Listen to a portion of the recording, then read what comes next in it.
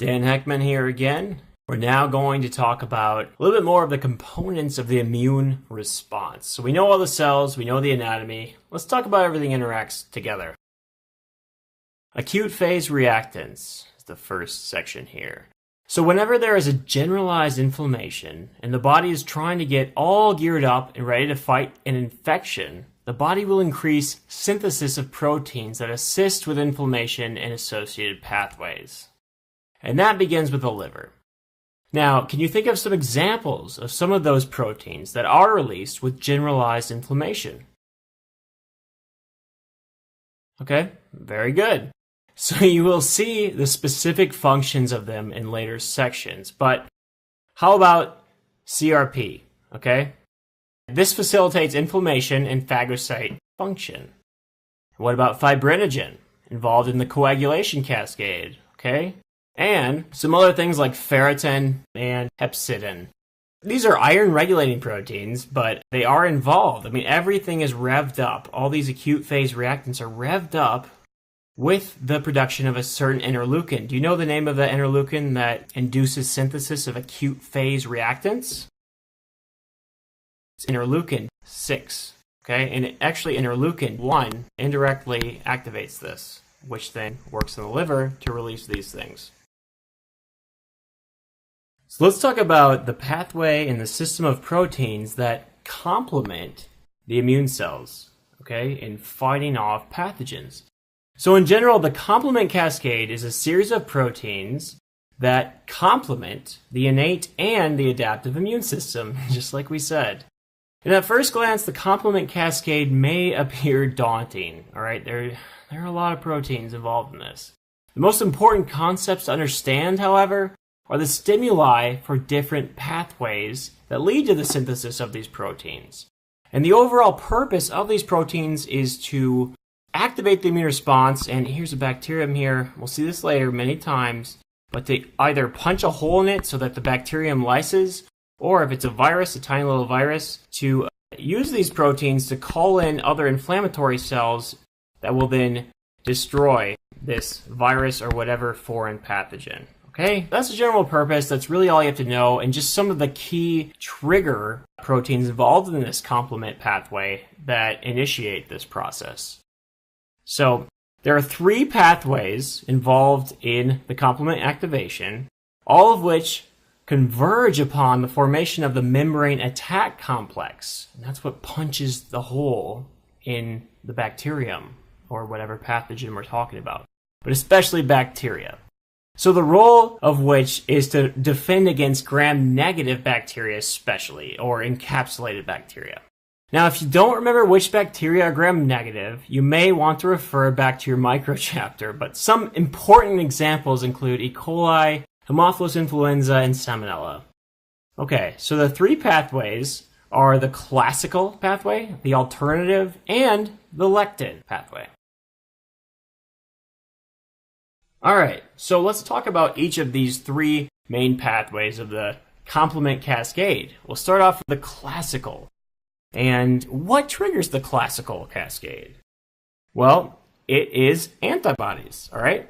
And not just any antibodies. You may be wondering, is it IgE, IgD, IgM?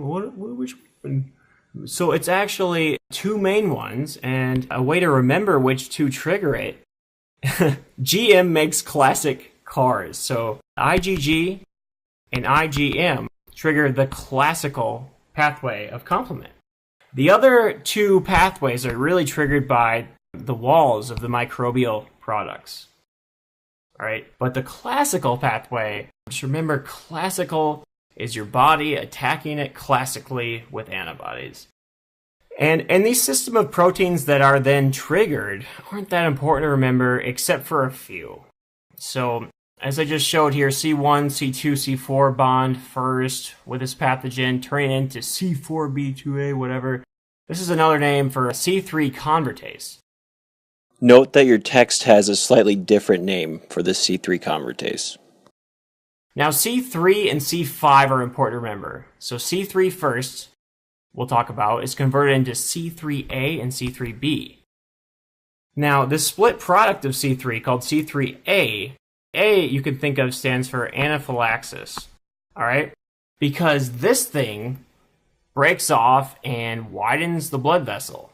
And so there's much increased flow. And that is a form of anaphylaxis, right? When someone's going through an anaphylactic shock, their blood vessels are widened. They start flushing. You see that. You're like, oh, shoot, I'm just a second year. I don't really know how to help you. I'm sorry. But the answer would be epinephrine, of course, to vasoconstrict their blood vessels again. But anaphylaxis is the widening of blood vessels, the vasodilation that has occurred via C3A. C3B, we'll talk about a little later, is an opsin, all right? So it actually acts like IgG or IgM in that macrophages or other antigen-presenting cells, they can grab onto C3b and acts like one of those, well, like I said before, those toothpicks in the slippery bar of soap, okay? So this compound here, don't worry about its name, but it is a C5 convertase, and it turns into C5a and C5b. So just like C3A, that was an anaphylotoxin, so is C5A is an anaphylotoxin, and further vasodilates the blood vessel. And C5B as well is another opsin that helps and assists those macrophages in latching onto this slippery bar of soap bacteria. So it grabs it and can eat it. Okay. And another thing that C5a does is that it calls in neutrophils, which is very important because you want these guys around. They release a bunch of reactive oxygen species to help combat and destroy this pathogen. Just grind it all up. Further down the pathway, the membrane attack complex forms in the membrane of the target cell with the convergence of C5b, C6, C7, C8, and C9. And you can almost think of this as a little pore in the membrane that it forms. And it leads to cell lysis, okay? It basically punches a hole and the contents can leak out because there's now an opening between this high osmotic potential bacterium and a relatively different osmotic potential surrounding. So fluid will rush out and this cell will lyse, as we see in this awesome, fantastic animation here. This is especially important, just a side note, in fighting off encapsulated bacteria and specifically Neisseria infections, okay? Remember that. Tuck that away. So as we just mentioned, the alternative pathway is not triggered by antibodies. No. Okay? It's triggered actually by the bacterium or the bacteria themselves. So let's take a closer look at the wall of the bacteria and see what triggers this exactly. And if you can remember back to your microsection, which part of the bacterial wall triggers the complement cascade? Is it lipid A, proteoglycan, or polysaccharide? Well, it's actually the lipid A. Another term for that is endotoxin. It means within the wall is a toxin. And that can lead to the complement being activated. Which two proteins of the complement lead to vasodilation again? That's right, it's the A proteins. It's C3A and C5A are the anaphylotoxins. Those widen blood vessels and lead to decrease in blood pressure overall if there's enough bacteria present and septic shock. Okay? Kind of cool to know that, right? So the rest of the pathway occurs pretty similarly. There's a few slight changes in that there's a few extra B's in this C3 convertase. So you remember B for bacteria, BB. But you really don't need to know that for your step ones. Just that the same proteins exist. C3A is a vasodilator. C5A is a vasodilator and a chemotactant to neutrophils once again. And of course it finishes with the, what's this called? The last five. It's the membrane attack complex. Punches a hole in the pathogen, lyses it, and leads to destruction. So this is not actually a cell that's doing this. That's why it's called complement, because it's complementing the cells. It's a series of proteins complementing the cells to assist them with attacking these pathogens. So while we're on this topic, Let's tie in a clinical correlation. And specifically, let's show this kid, all right? Nothing specifically caused him to get this swollen, but you see this kid in your ER and you're like, oh, this poor kid. And not only is his face all swollen up, but you also hear him struggling to breathe. So his airways are being narrowed.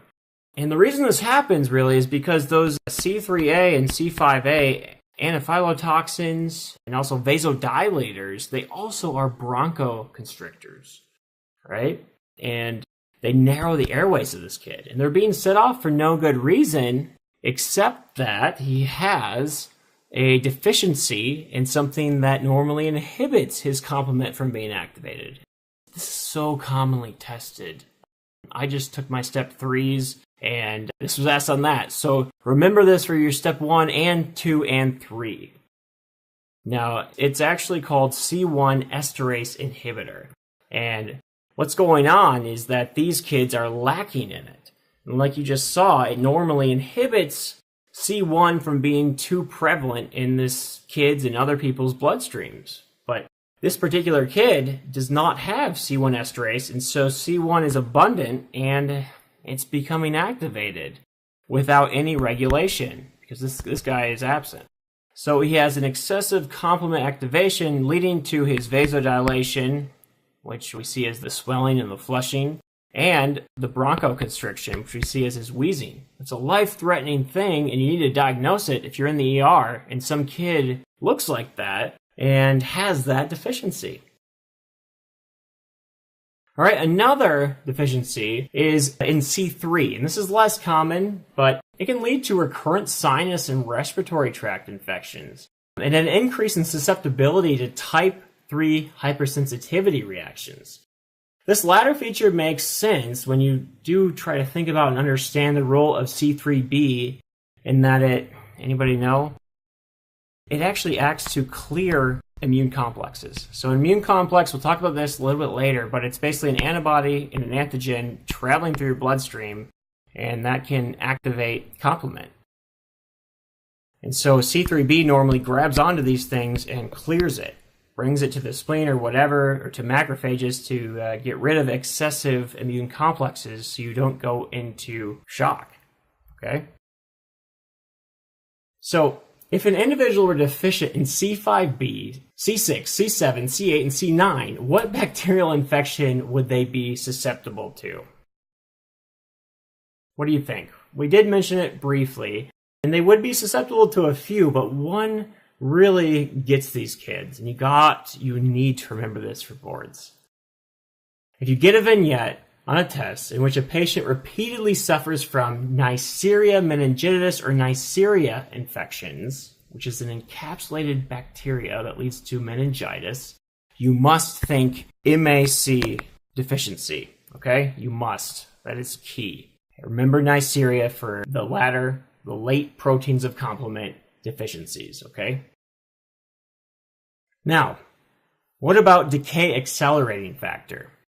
Now, this is another regulatory component in the complement cascade, deficiency of which results in lysis of red blood cells and manifests as paroxysmal nocturnal hemoglobinuria, or PNH, okay? So that's another thing that you should know. Let's finish with a flash quiz. What are the complement proteins that trigger anaphylaxis? We just went over them.